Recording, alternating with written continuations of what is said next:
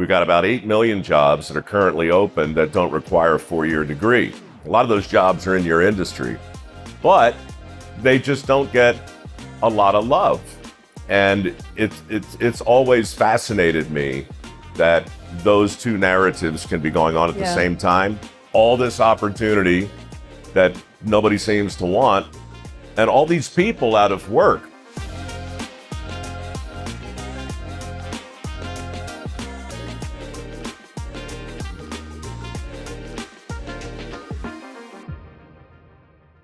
Welcome to The Power of Construction, filming live here at Groundbreak.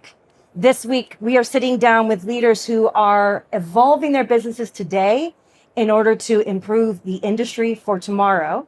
And I am your host, Sasha Reed. And I'm Kris Lengieza. And today... Well, I was going to say I'm Mike Rowe, but I guess you probably still do that, right? You can do that. All right, well, I'm Mike Rowe. Hi. It's great to have you here today with us. Thanks. Honestly, Mike, you really don't need an introduction, but I'm going to give you one. Okay. So I'm glad you're a willing participant in this. Now, for those of you who have been living under a rock and don't know who Mike Rowe is, he has a very long, you have a long resume. And wide. Correct. There's a lot of varied things you've done. So he's probably best known for being the creator and the host of Discovery Channel's Dirty Jobs. And he's also been an Emmy-winning creator, and he's been doing this work, especially Dirty Jobs, is 20 years old. 21 years, yep. 21 years. Unbelievable. And he's been doing various other work-related television shows. He's a host, he's a narrator, he's also a podcaster, so this is not a new territory for you here. He launched the podcast The Way I Heard It. How many of you have listened? Hopefully those of you listening in have heard it as well, and that podcast itself has been downloaded nearly 300 million times. 410 million, but I'm not counting. Okay, who's counting? Do you get a nickel every time? Literally, one nickel. Yeah, good. You also have Mike Rowe Works, which is the Mike Rowe Works Foundation, and you have awarded nearly $7 million in work ethic scholarships. 12,200,000, actually. But again, who's counting, really? You know you're counting for your mother. I know the two of you are in competition. And it's safe to say that Mike is one of the premier spokesperson for our industry. So Mike, welcome back to Groundbreak and welcome onto the podcast. Thank you very much. It's great to be here. We were just talking backstage. This is kind of becoming a 3 times the charm. I think we started in 2016. That was Groundbreak in Austin. Yep. And then we did another one in Phoenix in 2019. Yes. And then you had me up to the mothership in Carpinteria. We did. Right? And now here we are again. So yeah, people will say we're in love. Well, or something. I don't know if it's me or Tui, actually, but I'll take it. Well, obviously with that resume, you've been quite busy. But most recently, you actually were at the SEMA Auto Show. And I believe you were unveiling a very special truck that had a very unique story. Tell us about what you were unveiling at SEMA and how you're going to be connected with that moving forward. Yeah, so this is going to be a big deal, and it's my first foray into the automotive world as a potential way to raise money for my foundation. But long story short, there's a TV guy some of you might know called Colby Donaldson. He was a contestant in the first season of Survivor, and then he went on to host a bunch of shows. And I'd never met the guy, but I ran into him in Montana about 1.5 years ago, and he said, "Look, I'm a fan of your foundation. I want to help you raise some money. What if we auction off a one-of-a-kind work truck at the Barrett-Jackson auction in January of 2025?" And people come to me all the time. They got ideas and pitches, and they're very nice, but I always nod and say, yeah, sure, that sounds great, knowing that, how are you going to make a truck like that? Colby calls some guys up at Sugar Creek in Ohio, and John Richardson, actually, it's a funny story. He owns the largest bacon facility in the country. He sells all the bacon you've ever eaten wholesale to the brands that you recognize, but he's also a crazy car guy. And he built this unbelievable garage, hired a couple of dozen techs at the absolute top of their game. And these guys agreed to take a 1964 Dodge Power Wagon and turn it into this beast that we just unveiled. 1,100 horsepower, Wow. 5 different frames, all fabricated really from scratch. It was unbelievable. People freaked out at SEMA, and I'm a little freaked out because it's now the main object of the Barrett-Jackson charity auction, and they say it's going to go for a pretty penny, and all the money will come back to our work ethic scholarship program, with a focus on automotive, because as I'm sure you know, the need for techs in that world is not much different than the need for skilled tradesmen everywhere. Right. So yeah, that's what happened in SEMA. It was awesome. Well, and Mike, that's like a perfect lead into your foundation, the Mike Rowe Works Foundation. You know, all these scholarships that you're doing to create training for tradespeople, you're leading a national effort to really reintroduce shop class into high schools. That is part of it. And look, thank you for the kind words. I'd like to tell you that it was always part of the plan. It really wasn't. Dirty Jobs in 2008 was the #1 show on Discovery, and it was in 200 countries, and people were paying attention to that. And then the economy tanked in 2009, and people started asking me why there were 2.5 million jobs at the time that nobody seemed excited about. Jobs that didn't require a 4-year degree, but required training, you know. So the Mike Rowe Works Foundation started in 2008 on Labor Day as a PR campaign for opportunity, mostly in the construction industry, but any opportunity that didn't require a 4-year degree. It evolved over the years. Now it's a scholarship program, but it's still a big PR push, because I don't think the problem's getting better by itself. You know, we got $1.7 trillion of student loans on the books. We've got about 8 million jobs that are currently open that don't require a 4-year degree. A lot of those jobs are in your industry, but they just don't get a lot of love. And it's always fascinated me that those two narratives can be going on at the same time. All this opportunity that nobody seems to want, and all these people out of work. You know, there's an amazing book I recommend by a guy called Nick Eberstadt. It's called Men Without Work. There's 7.4 million men in the country right now who are in prime working age who have affirmatively decided to not work in the trades or at all. They're just not working. So all of those things worry me. You know, I do think taking shop class out of high school back in the 70s was quite possibly the most harebrained decision ever made in the history of education. But that's just a long way of saying I'm not doing anything different today than I was doing in 2016, but the headlines have caught up to our efforts. Exactly. So this month, you know, I met with the governor up in South Dakota, met with the governor in New Hampshire. New programs are evolving as we speak to make a more persuasive case for the jobs that actually exist. So, yeah, that's what we're up to.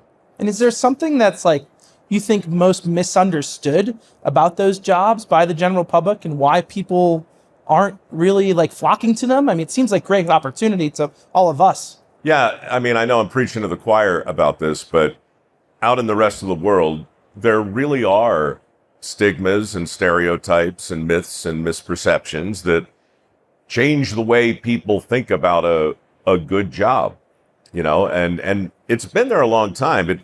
It wasn't just taking shop class out of high school. It was telling a whole generation of kids that they were basically screwed if they didn't borrow whatever it took to get the 4-year degree. Right. You know, the skills gap, it's not a great mystery. It's just a reflection of what we value. So for me, the problem really began with a PR campaign for higher education that went too far. It wasn't content to simply say, hey, look, we need more engineers. There's an additional option. That's right. Yeah. They went to the point where they said, and if you don't do this, you're going to get stuck welding. Yeah, you're never going to make it. That's right. You're going to get stuck being a plumber. You're going to get stuck in HVAC. Well, every person I know in HVAC right now is either making well north of six figures or working whenever they feel like it. Exactly. They're setting their own schedule. It's and so what we need to do, guys, is just simply tell those stories. We need to be better at telling the success stories in this industry because they're there. And I think this event, and in some ways, does that. And there's been some positive PR about that. There was an article in Forbes recently about the millionaires that are coming out of plumbing and HVAC companies. And we're seeing some positive news about more and more kids inserting themselves into the trades. What do you think's behind that? Is it that we're actually starting to get through? Is it they're looking at things a little bit differently? Yeah, so a couple things. Mostly, I think it's math. For the last 10 years, for every 5 tradespeople who retire, 2 replace them. I mean, you don't really have to be an elected official or an economist or a math major to understand that 5 leave, 2 come in again and again and again, over and over and over. So the pool of people who are available to hire from is getting smaller. Boomers are aging out. I mean, you guys know what's the average age in your industries, right? It just gets older every year and harder to recruit every year. And so, that's always been kind of a thing. But when you just add it up exponentially, it's become a clear and present existential threat. Real quick, I got a call. This probably sums it up better than anything. I'm talking to construction companies all the time about this. Big ones, small ones, medium ones, whatever. But I got a call from a company called Blue Forge Alliance. Ring any bells? Yep. Blue Forge Alliance is in charge of something called the American Submarine Industrial Base. And that's 15,000 individual companies who are collectively charged with building the next round of nuclear-powered submarines, Virginia-class and Columbia-class subs. Now, these things are longer than the Washington Monument is tall, and they are filled with more tech than you can even think about. And they're more critical than they've ever been because now with hypersonic missiles, our aircraft carriers are incredibly vulnerable in ways that they never have been before. Our submarines are the tip of the spear with regard to national defense. Point is, Blue Forge Alliance calls and they say, look, we need to hire, you're going to love this, we need to hire 100,000 skilled tradesmen in the next 9 years. 100,000, right? And it's not just welders, it's not just the basic trades, it's some fairly technically oriented trades, but the overwhelming majority of those jobs don't require a 4-year degree. So the guy calls and he says, look, that's what we need. We'd like you to help us with that because we can't find these tradespeople. Do you know where they are? He says. And I said, yeah, I know where they are. They're in the 8th grade. Yeah, That's where they are. Literally. And if you want to get them now, you need to start talking to them now. You need to engage their parents. You need to engage their guidance counselors, who, by the way, there are a lot of guidance counselors today who are still bonused on their ability to get kids into a 4-year school, not a trade school. So we've got our thumb on the scale in the wrong way, where we've got the incentive structure upside down. We're still portraying the skilled trades and pop culture and media and all sorts of other ways as like some kind of vocational consolation prize. Now, it's getting better. It just takes a long time. But when you compare somebody, for instance, who maybe they got a scholarship from my foundation, maybe they learned to weld, and I circle back now 6 years later, and I say to them, hey, man, how's it going? Well, the answers would absolutely just bring a tear to your eye. Now, some of them are still welding. Some of them are underwater welding. Some of them are making a couple $100,000 a year. Some are making $80,000 a year. But a lot of them say, I'll tell you how it's going. I got 3 vans. I hired 2 other welders. I hired an electrician. I hired a plumber. And I got 2 HVAC guys. We're doing $3-4 million a year. Just straight growth. And so now, it's not just about, okay, here's my trade. I'm going to live in my box for the rest of my life. You find somebody who's willing to learn a skill that's in demand, who has the kind of work ethic that I still believe is worth celebrating and promoting, with two other things: a modicum of entrepreneurial spirit and a willingness to travel. I mean, it sounds like a lot, but it's only been the recipe of success for as long as we've been a republic. You push those things together today, and honestly, those are the dots that we need to connect. Mm-hmm. They're already on the table. We have all, it's like if you're looking for a great plot in a movie, all the right story points, all the right characters, we have it. We have it. We just need to tell the story unapologetically and with humor. And, in a way, I did that by accident with Dirty Jobs. That's what that show really was. I mean, yeah, there were exploding toilets and misadventures and animal husbandry. And yeah, I violated a lot of barnyard animals, and there was feces from every species. And I know all that. But underneath it all, it was a love letter to hard work and skilled labor. And I'm telling you, that's still for sale today. And your industry can lead the charge in reinvigorating the trades. In fact, you kind of have to. Yeah, well, I have some really good news in relation to that. So I had the pleasure of being one of the judges for Procore's Groundbreaker Awards this year. And there was an award of excellence in culture and workforce development. We had about 24 applications. A solid third of those applicants said that they actually do not have a labor shortage problem because they have started to develop their own core curriculum. They've started to develop their own training. Many states are now certifying this as either an adjunct to the trades. So we're starting to see the needle move. And it is because construction is taking the driver's seat of telling their story and saying this is the path in, and these are the skills you need. Yeah. Are you seeing some of those alternative paths into construction come about in your conversations? Yeah, I am. What I'm not seeing, and what I was wrong about initially, was I thought a national campaign to reinvigorate the trades. This. That's right. I still think it's important, and I still think this administration is probably going to do it. But the thing is, it's such a big topic that the progress that you're alluding to, I think you're going to see on a state level first.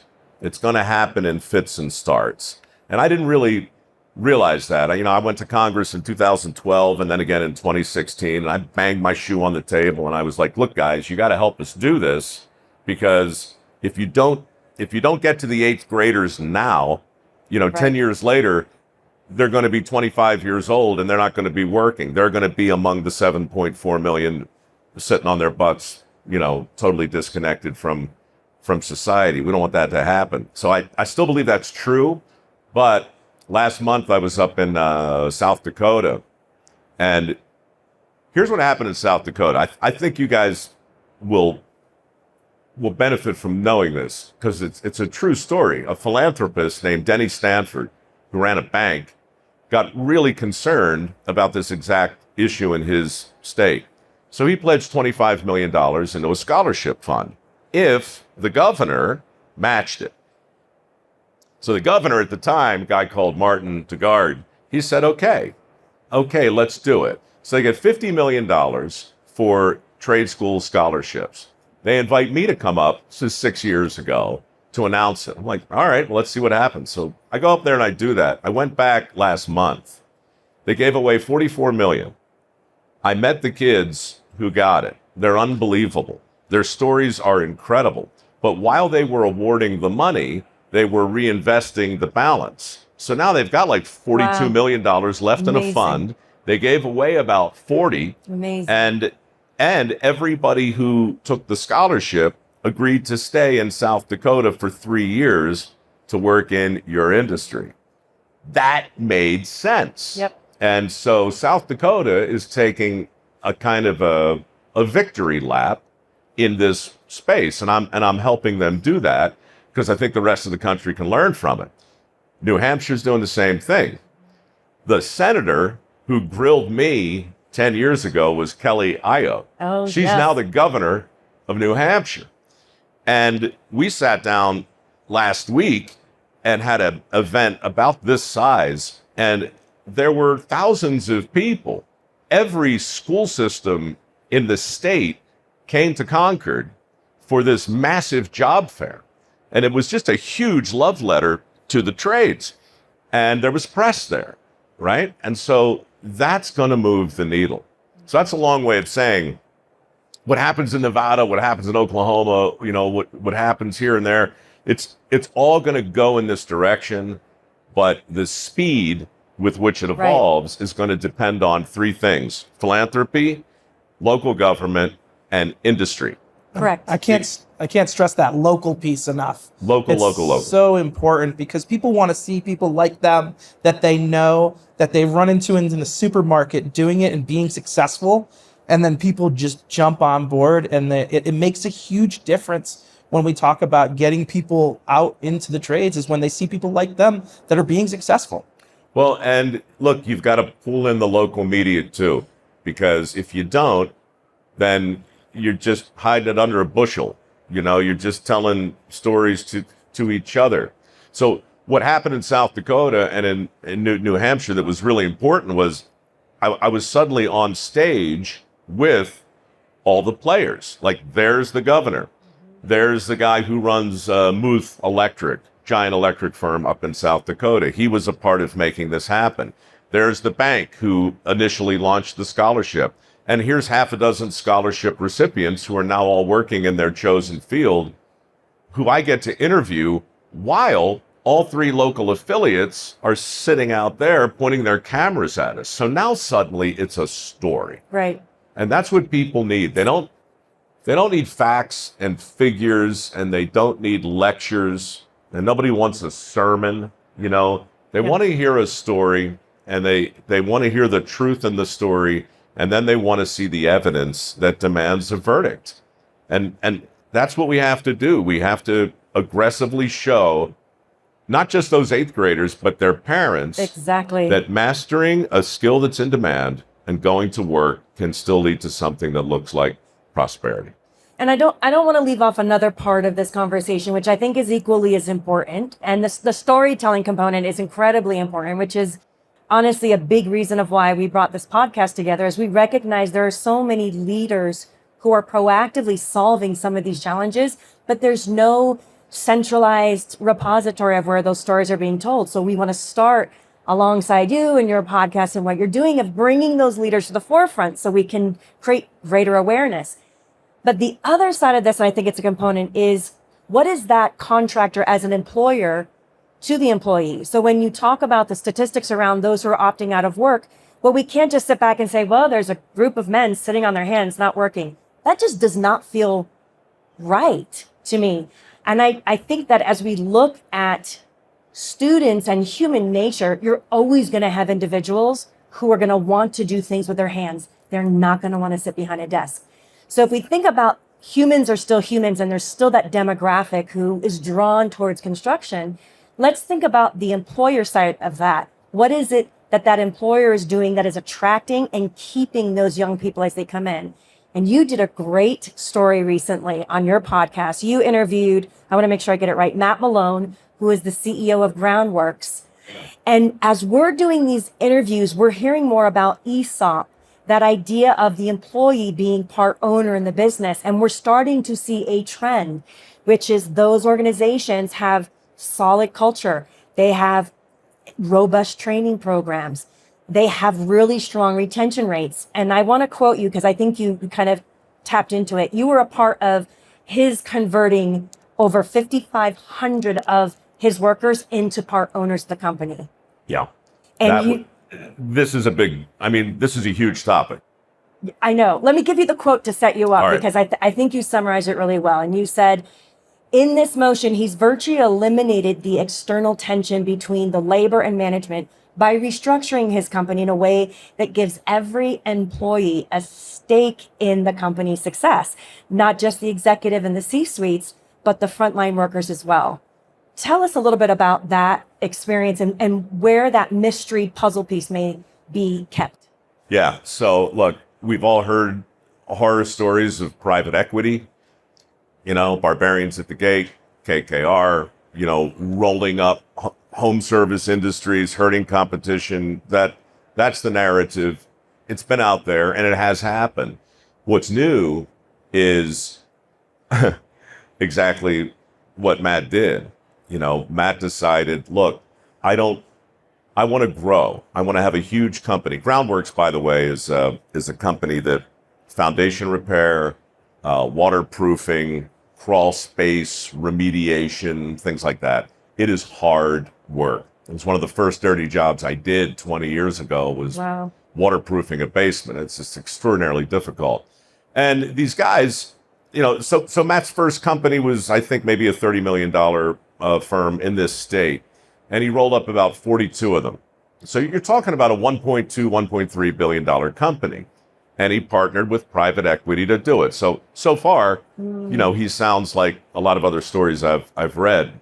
But he called me a year and a half ago and said, look, I'm going to do this thing. I'm going to go invite all my people, the frontline people, down to Virginia Beach, and we're going to make them all owners. And I said, I'm not sure I believe you. And he goes, well, you should believe me because I'm going to fly you in and I want you to be there for the announcement. And then I want you to talk to him. So I was just super curious, and I like Virginia Beach. So I went and I stood backstage and I watched, grown men, hundreds of them, weeping. This was a financial event for them. Their families were there.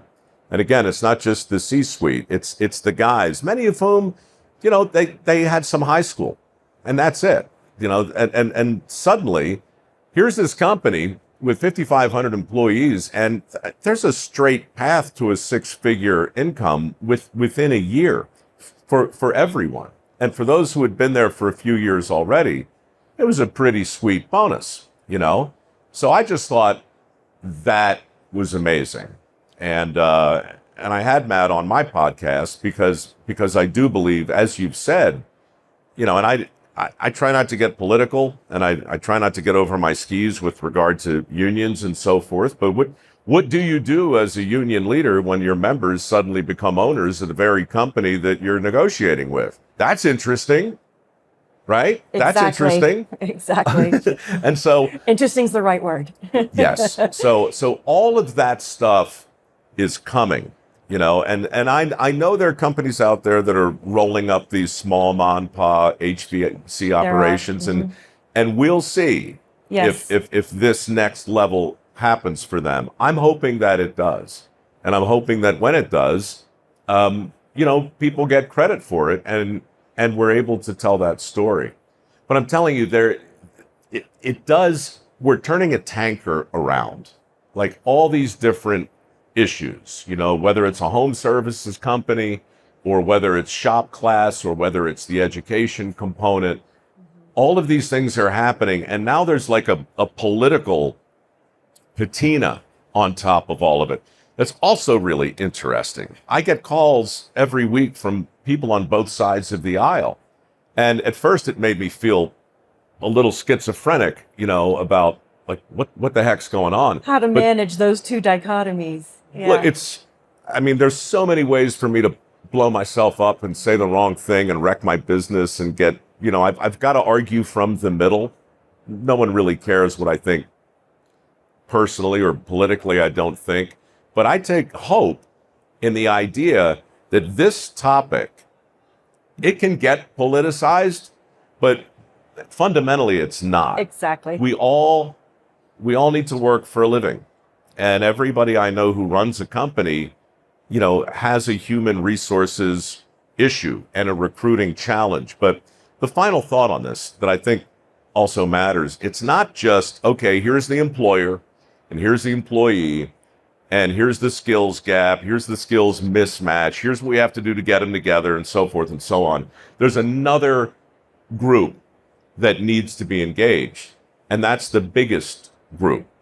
It's the 300 million Americans who share my addiction to smooth roads Working plumbing and clean air and indoor plumbing and smooth runways and affordable energy, right? I mean, all of the things that you guys do benefit people outside your industry. So, I have to remind myself a lot about this because I get pulled into a lot of different facets of the conversation.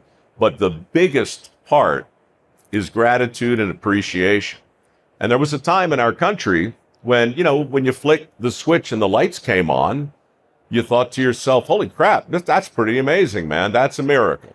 That's a miracle. This house is a miracle. This building is a miracle. All of the systems, the infrastructure, it's a miracle. You flush the toilet and you stand there and you watch the stuff you just put in there go away. It's a miracle, And if you're walking around with an appreciation for those trades, had that been the case in the mid-'70s, there's no way in hell shop class would have been pulled out of high school. Mm-hmm. No way. Because people would have said, what are you doing? Mm-hmm.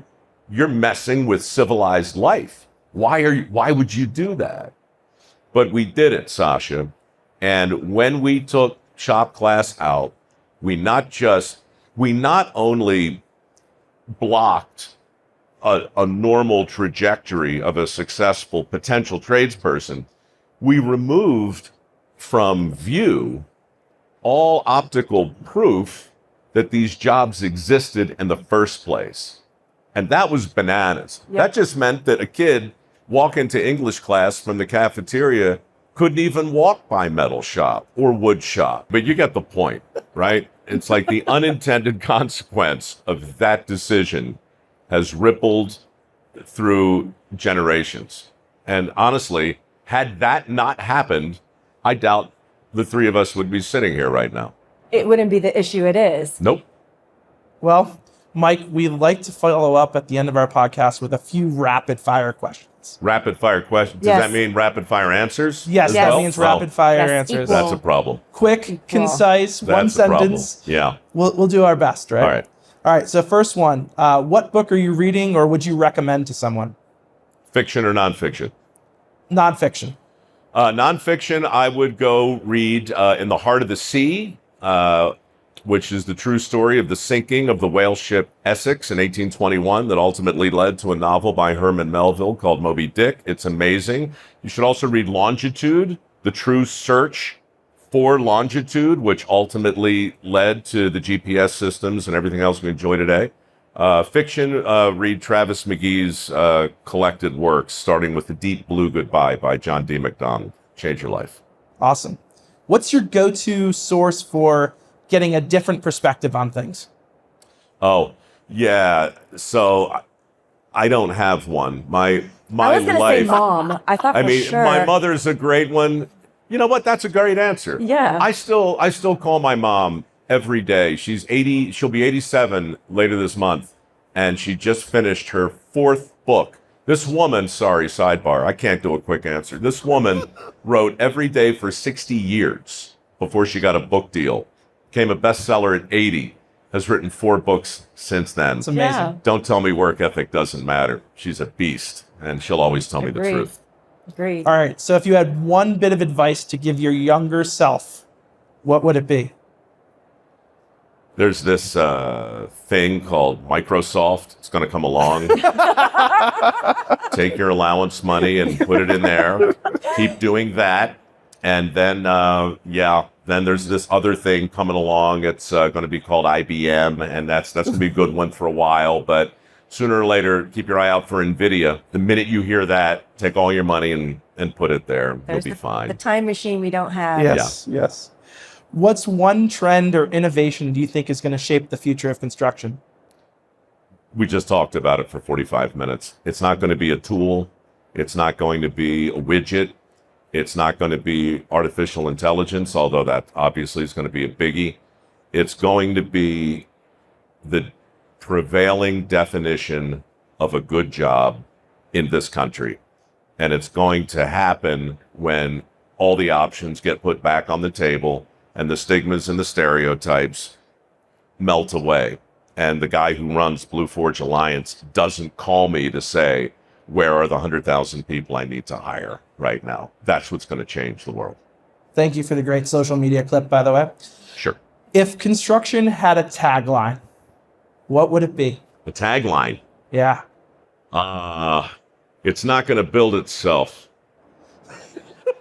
Amazing. That's so good. Amazing. I don't think we can do any better. With that, Mike, thank you so much for joining us and sitting down with us here on the podcast.